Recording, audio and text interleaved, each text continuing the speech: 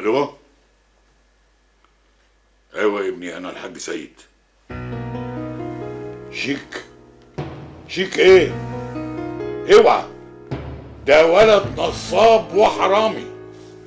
الشيك ده ما يتصرفش، ما ياخدش مليم واحد من حسابي، مفهوم؟ يا وحيد يا وحيد، عامل ايه؟ كويس. انت رايحة فين بالاكل ده؟ يعني هروح بيه فين يعني؟ جايبهولك عشان تفطر، يلا عشان تاكل. انت جايبه الاكل ده عشان نفطر سوا؟ لا، عشان اديه لامي. هتقعد تسأل كتير، هاكل واسيبك لوحدك. اصل انا مستغرب يعني. ما تستغربش يا وحيد، اصل انا يعني بصراحة قعدت مع نفسي لقيتك انت اكتر انسان واقف جنبي بالخير. ازاي يعني؟ يعني انت كنت صاحب ليا لما كنت لوحدي وما عنديش حد، ولما سبت الفيلا اللي جنبيكوا وكلمتلي دوسة عشان تشغلني. ده غير كمان لما شفت شجاعتك لما ضربت الواد اللي كان بيضايق سمر. بس انت خذلتيني يا جنة.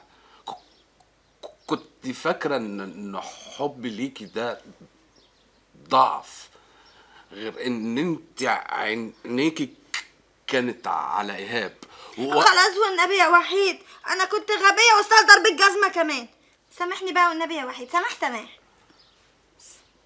سامحتك يا جنة.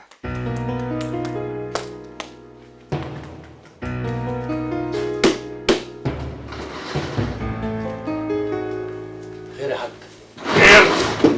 خير ده ايه؟ هيجي منين الخير؟ هو انا عمري هشوف خير طول ما ورايا الاستاذ ابن سعاد ده؟ كمال عمل ايه تاني؟ عمل ايه؟ الاستاذ راح البنك وقدم لهم الشيك اللي حضرتك بجلالة قدرك قطعته بايدك وطلب يصرفه من حسابي.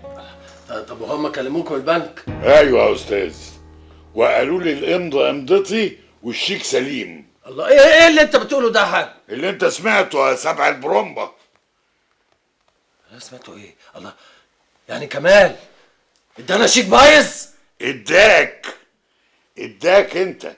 انا محدش يقدر يديني حاجه، انا راجل محدش يلعب بيا الكوره ابدا. على كل حال انا فلوسي رجعت لي والشيك انت هتجيبهولي. شيك ايه ده؟ انا لو شفته هقتله يا حاج. الله، اللي يعمل حركه زي دي يبقى ما ينفعش معاك كلام. طب بقول لك يا حاج، طب ما نبعت له ايهاب يقعد برضه معاه يشوف دماغه فيها ايه. ايهاب مسخن من سيدي الا ستي. الافندي راخر جاي لي عايز ياخد مني نص مليون جنيه. فاكرينها تكيه ولا نهيبه؟ لا، هم عايزين يورثوني وانا عايش. ده لا يمكن يحصل وانا موجود ابدا ابدا. طب بقول لك يا حاج،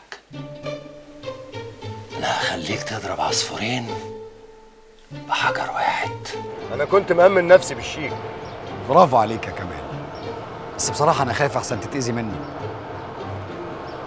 خوفي من سيد الدقاق انا خرجته من حساباتي من زمان، وحقي هاخده منه يا بمزاجه يا بالقانون. لا لا لا، قانون إيه؟ اوعى تفكر تمشي في سكة القانون دي.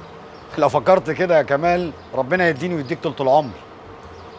احنا ممكن نحلها ودي واضحي بنص المبلغ. يعني إيه؟ أنت عايز تتنازل له كده عن مليون جنيه حتى واحدة ليه؟ بس بشرط.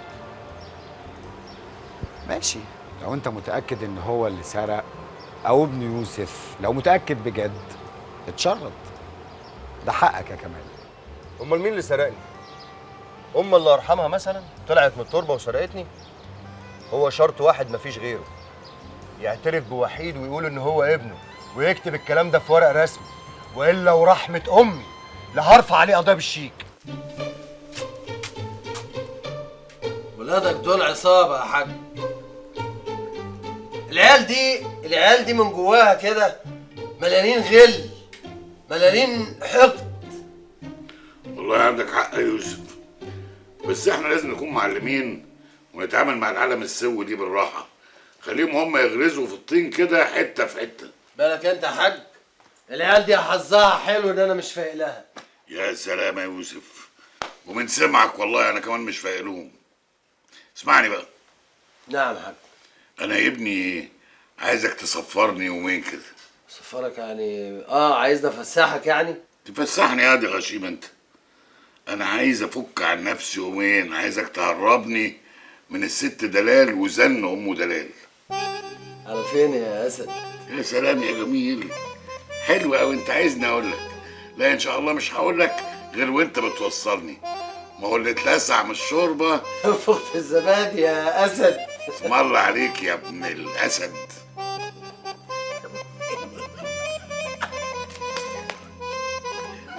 بقول يا حاج، هو حضرتك هتعمل ايه في موضوع السفريه ده؟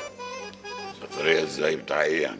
بتاع ايه؟ سفريه اسكندريه يا حاج، سفريه اسكندريه. اصل انا مش هينفع اسافر، وانت عارف السفريه دي مهمه، لازم انت اللي تسافر بدالي. والله فكرتني.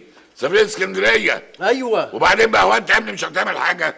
انت هتفضل عايش بتاكل في قته محلوله كده؟ اتعلموا المسؤوليه بقى. لا اله الا الله، كل حاجه فوق دماغي انا. ما يصحش كده، انا كبرت. معلش هعمل ايه بقى؟ ربنا يعيني. خلاص ربنا يقويني واسافر انا المره دي، بس اعمل حسابك المره الجايه انت اللي هتسافر. حاضر يا حاج، حاضر، تحت امرك. سفريتي دي يا حاج. سفريه مهمه تبع الشغل. رايح العين السخنه 3 ايام، عندي هناك مصلحه. هي اسكندريه ولا العين السخنه؟ ولا انا اللي باين لي سخنه ولا ايه؟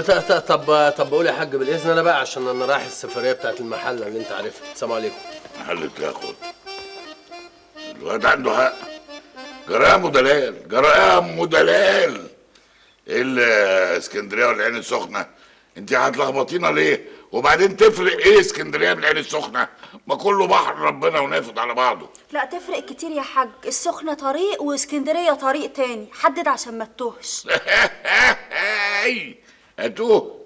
طب خلي بالك انت من نفسك، ده انا توهك انت ومية زيك وزي امك. في دي بقى عندك حق.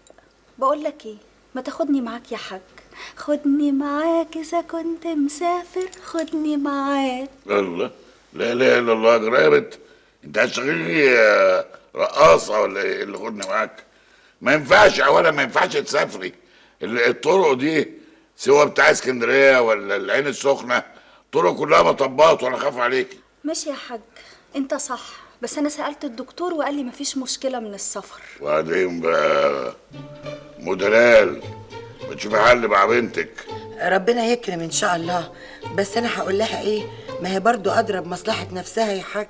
طب بقول لكم ايه، انا مسافر يعني مسافر. اللي عاجبه عاجبه، مش عاجبه يشرب من البحر. اكتر مره صرفت فيها فلوس في حياتي. كل يوم من ده حياتي. ربنا يخليك ليا يا حبيبي وما يحرمنيش منك ابدا. خش بقى اجهز لك العشاء. بقول لك ايه، تعالي بقى العشاء ولا بتاع تعملي فيها طباخه. تعالي. لا بقول لك ايه، ما تقوليش انك مش جعان. تعالي بس اقعدي، تعالي. ايه في ايه؟ بقول لك ايه رايك نضرب لنا يومين في شرم زي زمان؟ شفت يا برنس، اديك ابتديت ترجع زي زمان. برنس. ماشي، بس هنسافر بالعربيه ومش عايز جنس مخلوق يعرف. ايوه بس انا هقول لنهى. لا، اهو نهى دي بالذات بقى ما تقوليلاش. ليه؟ ليه ايه؟ ما هي نهى دي لو عرفت هتقول لي ايهاب، وانا لسه قايلك ان انا مش هعرف حد. حاجه غريبه قوي، مش عايز حد يعرف وعايز تسافر بالعربيه، رغم ان احنا متعودين نسافر بالطياره. ايه الجديد يعني؟ دي ما انت ناسيه انا خاطب بنت مين؟ وهتقول بقى لخطيبتك وابوها ايه على اللي في بطني. اهو لما يحصل يبقى حلها حلال. خلصنا بقى. هو انت ليه كلامك مش مريحني؟ حاسه ان في حاجه بتخوف. عشان ما بتسمعيش الكلام. اللي هو ايه؟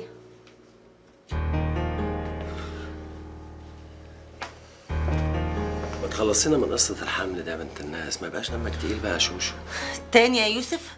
طب انا مش هسافر معاك. خلاص بلاها سفر، وخلي بقى مهله التفكير ممدوده.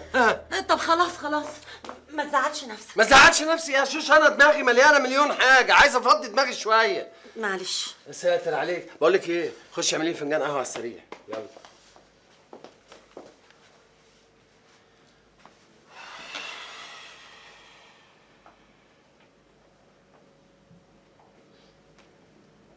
زكي، وصلت فين الوقت؟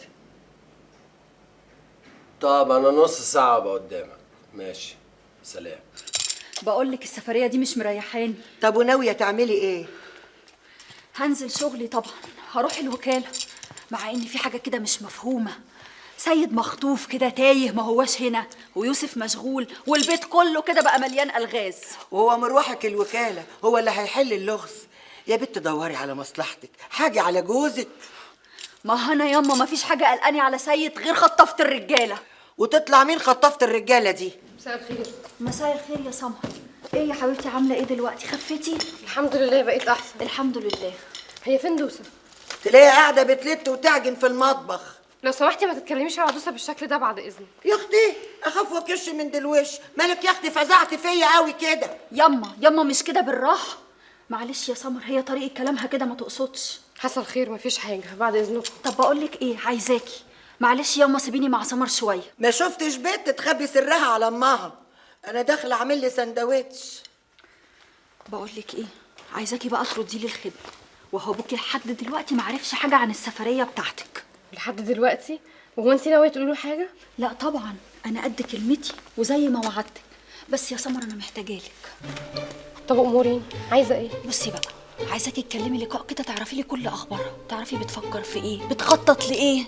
انت عايزه تعرفي الحاجات دي كلها ليه؟ قلقانه منها، دي خطافه رجاله. وبعدين الصنف ده يا سمر انا عارفاه كويس. لا انا اسفه، انا ممكن اعمل لك اللي انت عايزاه، لكن اتجسس على حد دي حاجه انا فعلا ما اقدرش اعملها. كده يا سمر؟ ماشي، متشكره قوي. انا هتصرف.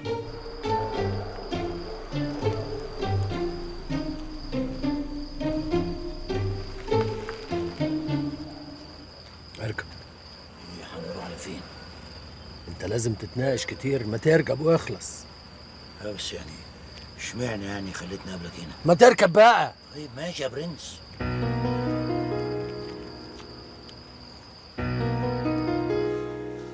نخش في الموضوع على طول عشان ما اخدش من وقت حضرتك كتير. شكرا. الفايل ده فيه شيك ب2 مليون، وفيه الورقه بتاعت البنك اللي فيها رفض الشيك. انا عايز ارفع قضيه علشان اخد الفلوس دي. هو صاحب الشيك رصيده في البنك ما كانش كفايه؟ لا، صاحب الشيك رفض ان انا اصرف الفلوس. سيد الدقاق مش ده المستورد الكبير؟ وفي نفس الوقت حضرتك يبقى ابويا. يعني عنده فلوس تغطي قيمه الشيك؟ اكيد. والامضه بتاعته سليمه؟ عظيم جدا. مبدئيا هتعمل لي توكيل عام رسمي في الشهر العقاري وهتجيبه لي، وانا ان شاء الله من بكره هبتدي اتخذ الاجراءات القانونيه في رفع الدعوه. طب وبالنسبه للاتعاب حضرتك قد ايه؟ القضيه اللي احنا نرفعها دي اسمها جنحه شيك بدون رصيد، وفيها شقين، شق جنائي وشق مدني، وانا باخد نسبه من قيمه الشيك. كام يعني؟ 30%، ودي نسبه ثابته ومتعارف عليها عند كل المحامين.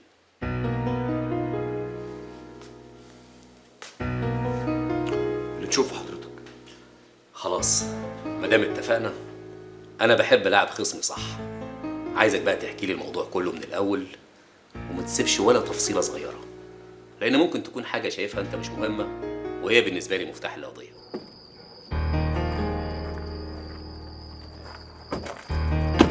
ويا ايش بيه؟ وسعادتك جايبنا الحته المقطوعه دي ليه؟ يعني انا استأمنتك واديتك سري ووثقت فيك، وبعدين تخن يا زكي، تخن انا يا زكي. انت هتعمل ايه يا برنس؟ قصدي يا يوسف بيه. هقتلك وهرميك هنا عشان تبقى كلب وراح. ليه يا باشا؟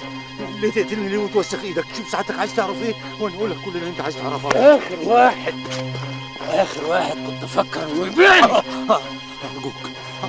ارجوك يا باشا ابوس ايدك. شيل خليك شجاع.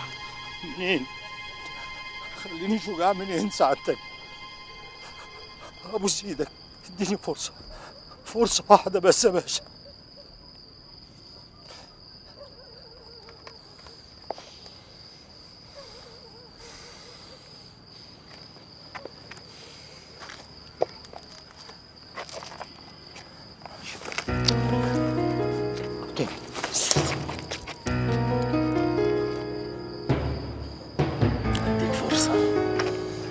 هديك فرصة، ولو غلطت تاني مش هيكفيني سجنك. هتخش السجن بالسلامة، وانت خارج منه بألف سلامة هتتقتل. لا يا باشا، هو تقتل ليه؟ سعادتك شوف عايزني اقول لك ايه وانا اقوله لك. ايه علاقتك بدلال؟ وازاي سرقت لها الفلوس؟ ازاي؟ انا هقول لسعادتك على كل حاجة بالتفصيل يا باشا.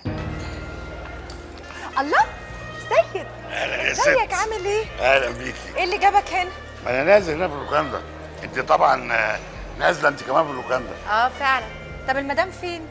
مدام ايه ولا مفيش، انا هنا لوحدي. لا والله. طيب معلش بقى، انا مضطره استاذن لحسن لو مدام عرفت ان احنا مع بعض ممكن تزعل. استني بس يا مدام بلا بتاع، انا جيت هنا من قلقي عليكي. بصراحه انا ما اضمنش الراجل جد ده ممكن يزق حد عليكي يأذيكي. لا بجد يا حاج، انا مش مصدقه ان انت خايف عليا. يا سلام، وما كنتش اخاف عليكي هخاف على مين؟ ده انا اخاف عليكي من الهوا الطاير. انت بتخاف عليا بجد للدرجه دي؟ للدرجه دي واكتر من الدرجه دي. عارفه انت لو سمعتي قلبي مش هتلاقيه بيدق زي بقيه الناس، هتلاقيه بيلق لقه لقه لقه كده. طب بقول لك ايه، ما بدل ما يلق ويتعبك تعالى نقعد نشرب حاجه مع بعض. تعالي يا حبيبتي. صحيح يا يوسف بيه، هو انت كنت ناوي تقتلني امبارح؟ امال ايه؟ ده انت لحقتني على اخر لحظه. بقول لك ايه، دلوقتي دلال ما تعرفش اني عرفت، فانا عايزك تشغل مخك الجهنمي ده وتعمل لي فيلم هندي من بتوعك اطمنها واغريها، وقت التنفيذ هبقول لك تعمل ايه. ايوه يعني ساعتك بقى ابتدي انا امخمخ واخطط بروقان. المهم ان احنا ما نهملش شغلنا. تمام يا برنس. وعلى فكره شيطانك ده لو وزك تاني انا هقطع رقبتك دي يا زكي. يا يوسف بيه، انت مش عايز تنسى الحكايه دي، ما انت خلاص. ما انا بقولش. الو، ايوه يا حاج، قابلتها؟ طب تمام، هنيالك يا سيدي. بقول لك ايه، انا عايزك تفتحها في موضوع الزفت ده. ايوه اللي اسمه كمال ده. ماشي ماشي ماشي يا حاج، ما تغيبش بقى لحسن ابعت لك دلال. صوري انا دلوقتي متاكد ان امي ربنا يرحمها دعت لي ان ربنا ينور حياتي بست تنور الدنيا كلها. طب وهو ربنا استجاب لدعاه وبعت لك ست زي القمر. اللي هي مين دي؟ مراتك. هو انت متجوز كام واحده يا حاج؟ يوه، انت قصدك على دلال يعني؟ لا لا، انا قصدي على ست تانية، ست غير بقيه البشر. الله، ايه الجمال ده يا سيد؟ انا اول مره اعرف انك شاعر. يا ست انت جمالك ينطق الحجر مش البشر. مش عايز انا ابقى شاعر. ميرسي يا حبيبي، ربنا يخليك. بس المهم ان انا حاسه ان انت عايز تقول حاجه وفي حاجه مضايقاك وعمال تخبي عليا. انا ما اقدرش اخبي عليكي حاجه. طب يلا قول لي ايه اللي مضايقك بقى. اهو انت كده ناصحه فعلا، انا فعلا متضايق. طب في ايه؟ طمني. اللي مضايقني الواد كمال. ليه يعني؟ تصوري الواد كمال ده ينصب عليا. ازاي؟ مش فاهم. لعب عليا لعبه ملهاش لازمه يعني. طب وهو ايه مصلحته في كده؟ يعني انت ما تعرفيش؟ وانا هعرف منين بس يا حاج؟ انا كان متهيألي انك عارفه كل حاجه وبيقول لك يعني. كمال صديق وانا بحترمه قوي، هو انسان عزيز عليا. طب كويس ان انتوا صحاب، عشان كده انا نفسي تقولي له انه يرجع لي الشيك، والا هعمل فيه اللي ما يقدرش يحلم ولا يفكر انه ممكن يتعمل فيه وفي اهله. حاضر يا حاج، هبلغه. بس الكلام ده اذا رد عليا. هيرد عليك ان شاء الله، وهتعرفي تعقليه. وعلى كل حال لو عملتها لي وخلصتيني من الواد الزفت ده هيبقى لك عندي مفاجأة كبيرة جدا. مفاجأة ايه؟ وانا لو قلت لك هتبقى مفاجأة ازاي بقى؟ يا خوفي منك ومن مفاجآتك. يا فرحتي انا بيكي. خير. ده انذار من المحكمه بالحضور. حضرتك اللي هتستلمه؟ ان شاء الله. لو سمحت. حاضر.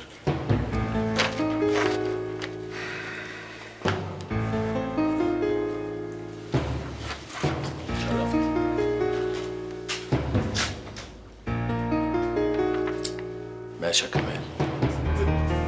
اتفضل اتفضل. السلام عليكم. عليكم السلام. حضرتك تقرب للحاج سيد الدقاق. انا مراته. خير؟ طب لو سمحت امديلي على الانذار ده. انذار ايه؟ الحق يا وحيد، دي قضية من طرف ابنه كمال سيد الدقاق. امضي لك فين يا حاج؟ اتفضلي حضرتك امديلي حلو. شكرا. العفو. سلام عليكم. انا كنت عارف ان كمال دماغه ناشفه ومش هيسيب حقه.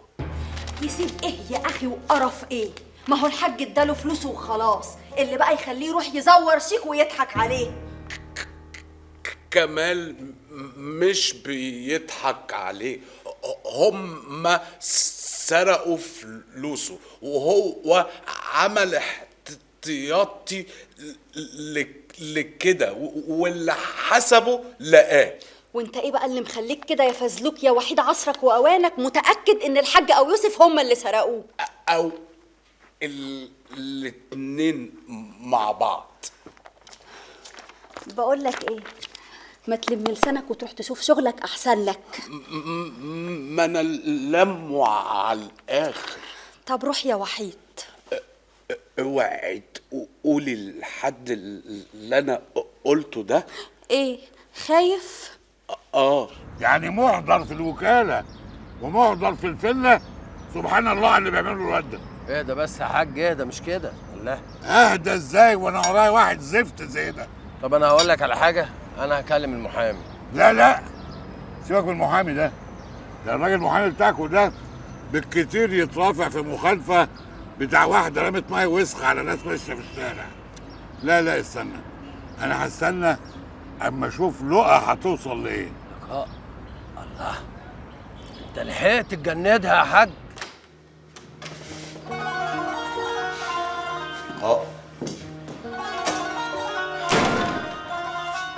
وحشتني قوي، قلت اجي اطمن عليك وحنن قلبك عليا شويه.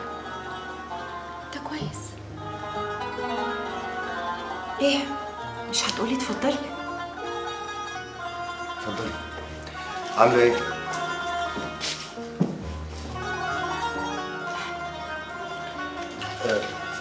تشربي حاجه؟ بموت فيك بقى. الله، انا مش هينفع اعيش من غيرك تاني. انا نفسيتي تعبانه قوي يا لقاء. انا جنبك يا حبيبي. قولي انت مالك، سيب لي نفسك وانا هساعدك. وسيد الدقاق؟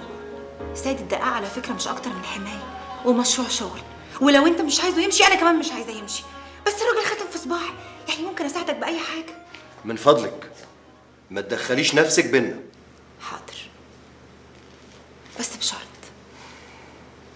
بص في عينيا يا كمال، بص في عينيا وقولي انك مش عايزني، ولو قلتها وحياتك عندي ما هتشوفني تاني. ما اقدرش اقول كده طبعا. يبقى انت بتحبني، قولها بقى يا اخي، قول. تشربي شاي؟ نشرب شاي. سيد فين يا فرح؟ مش موجود.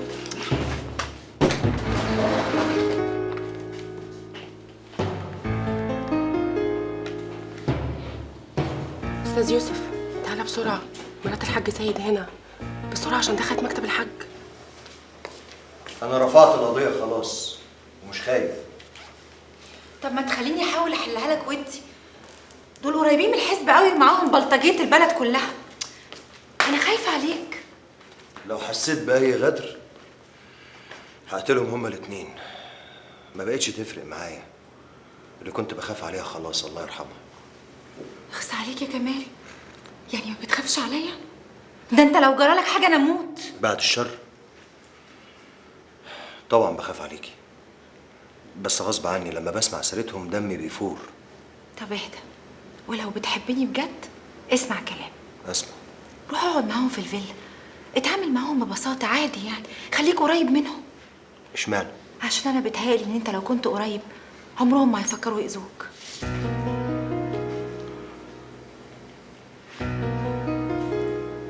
فكر يا كمال.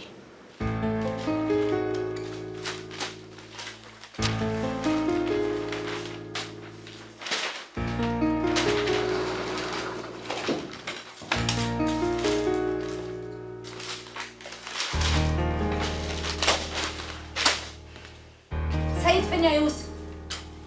دوري عليه كده في درج المكتب ولا في دوسيه من دول اللي انت عماله تقلبي فيهم، يمكن تلاقيه.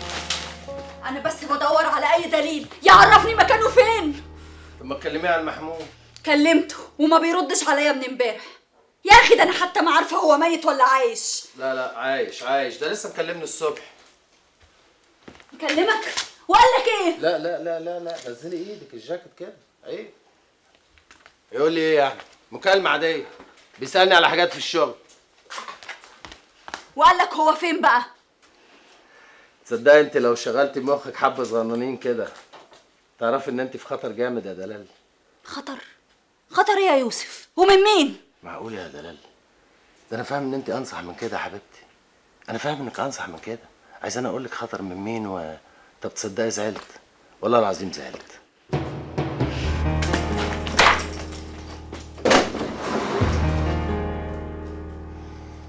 اتفضل يا حاج جاد. اتفضل.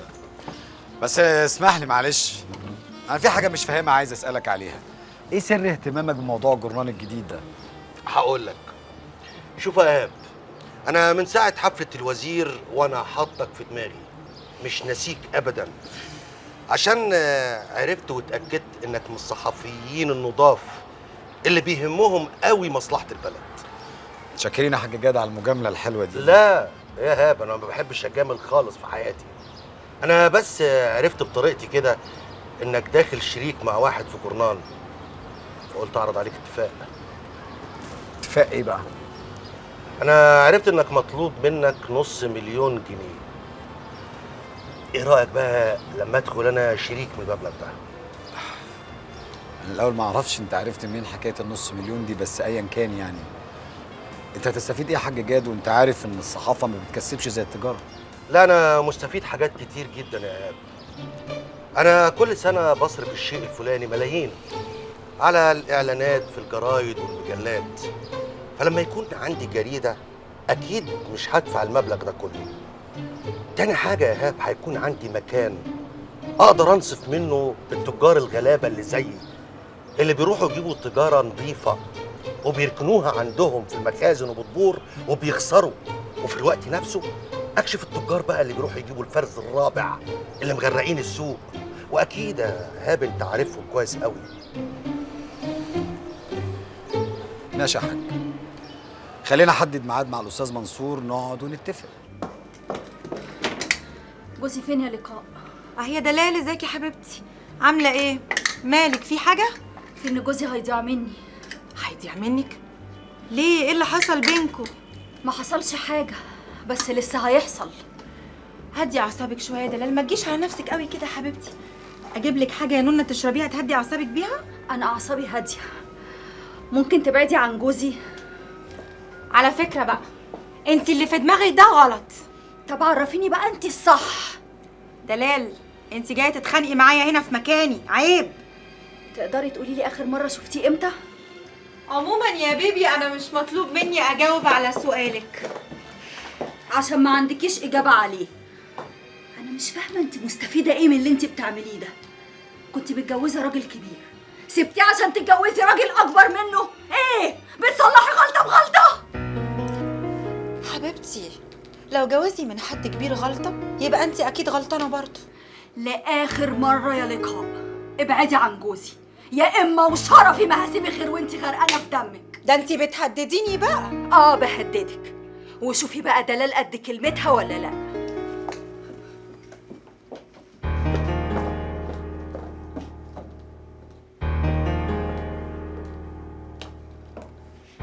حاج سيد، انا كويسه. مراتك كانت عندي في المحل دلوقتي وجايه تهددني. ايوه دلال، هو في غيرها؟ هددتني اني لو ما بعدتش عنك هتقتلني. بص بقى يا حاج، لحد كده وكفايه. انت لو ما خدتليش حقي المكالمه دي هتبقى اخر معرفتنا ببعض، اوكي؟ سوري، لسه زعلانه منك. يا حبيبتي غصب عني. اليومين دول الشغل كله على دماغي وعندي مشاكل ياما. الحاج كبر خلاص، كل حاجه انا اللي شايلها على دماغي. مش مبرر يا يوسف اني عايزه اشوفك. حبيبي انا لازم اعرفك اكتر. يا حبيبتي ما انا قدامك اهو، انا قدامك اهو. ده انا كلي ليك يا باشا، كلي ليك اهو. شفتي لسه بنتكلم اهو. يا حاج، ها؟ لا لا، انا مع ندى بنتغدى. بيسلم عليك الحاج، بيسلم عليك. سلم لي عليه قوي. بتسلم عليك كتير يا حاج. ايه بالراحه بس بالراحه. طب وهي شافتها امتى؟ راحت لها المحل. ماشي ماشي يا حاج. طب اهدى بس انت. طب انت مراح امتى؟ مراح بكره؟ ليه كده؟ طب ماشي ماشي براحتك. ماشي يا حاج، انا هتصرف انا. ماشي، سلام يا حاج. سلام. ماله انكل؟ انكل ايه بس؟ الدنيا عماله تتكربس على دماغي بسببه. واحد نفسه بقى يبقى عنده الشركه بتاعته، شغله وحر ماله، كل المشاكل دي تتزحمل على نفسه. يلا يا حبيبتي، بسم الله بسم الله.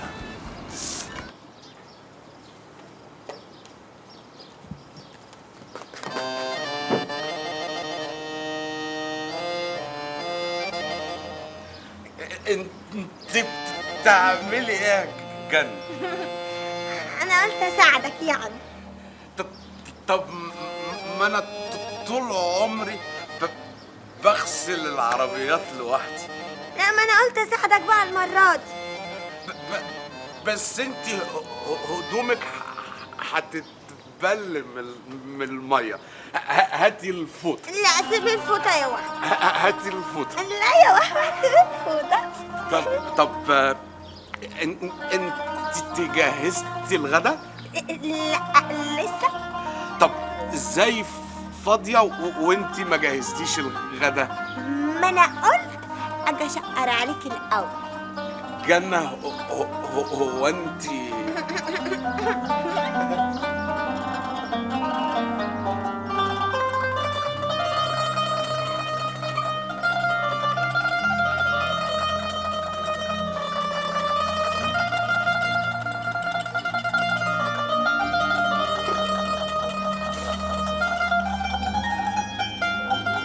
جنة، ايوه يا سهاد. تعالي طلعي الحاجات اللي في العربية دي فوق. فوق فين؟ في اوضه حضرتك؟ امال هكون فين يعني؟ في اوضتي طبعا. لا يعني لا مؤاخذه ما ينفعش. الله الله، يعني ايه ما ينفعش؟ يعني الصراحه يعني الست ام دلال وسواحد يعني بيتضايق. ست ام دلال وسواحيد بقى كده. خليك انت. انا هجيب لك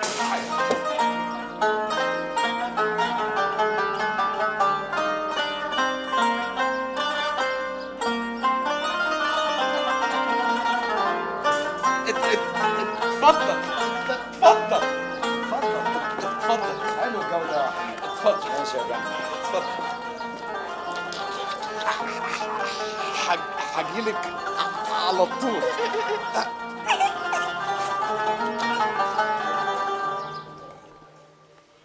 انا شكلي كده قريب قوي هتقدم بطلب عاجل لاحمد نظيف يعمل صومعه زي دي في مجلس الوزراء. طب وعلى ايه اللفه دي يا باشا؟ ما يشرفنا هنا. على رايك.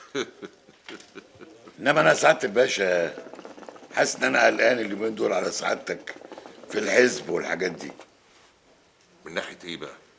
الشله يعني اللي اتلمت على الباشا الصغير وبداوا بقى يطقطقوا كده، يعني القوالب نامت والانصاص قامت عدم المؤاخذه. ما تخافش عليا يا سيد، انا عامل حسابي كويس قوي. ربنا يبارك فيك يا سعاده الباشا. اسمع يا سيد، انا عايزك تتقل جيبك كويس قوي. في منجم ذهب قديم من ايام الفراعنه، لسه بخيره وهيتعرض قريب قوي. انا عايزك تاخده عشان اللعب بقى يبقى على مستوى دولي. الله الله الله عليك يا ابو الدهب، يا باشا يا جميل، انت ربنا يخليك لينا. يا سيد حاج جوه مع الوزير. ايه ده؟ ده انا سامع صوت الحاج جاد، الظاهر عامل لنا مفاجأة ولا ايه؟ انا قلت له يجي يسهر معانا الليله دي. السلام عليكم. سلام ورحمة الله. اهلا حاج جاد. اهلا مع الوزير. ازيك يا جاد؟ ربنا يطمنا عليك. ازاي عليك؟ اهلا اهلا يا حاج جاد، منور الدنيا. منور الدنيا ده سيادتك اللي منور، القعده منوره باصحابها. ربنا يبارك فيك. طمني، مش مبسوط ليه بقى يا جاد؟ لا سعادة الباشا ملوش لازمة تفتح معاه مواضيع، كفاية اللي هو فيه. لا يا حاج سيد، ياما دقت على الراس طبول. انتوا بتتكلموا على ايه يا سيد؟ ملوش لازمة يا باشا، مفيش داعي اقلب عليه المواجع. حاج سيد النسوان كتير بس فين النفس؟ بس كان نفسي بقى في الحقيقه يعني انا اختم حياتي بماتش اعتزال يكسر الدنيا، بس واضح كده ان انا هفضل قاعد على الدكه. انت على الدكه على طول يا حاج. في واحد ظابط بره بيسأل على حضرتك. ظابط؟ خير ان شاء الله. خير ان شاء الله.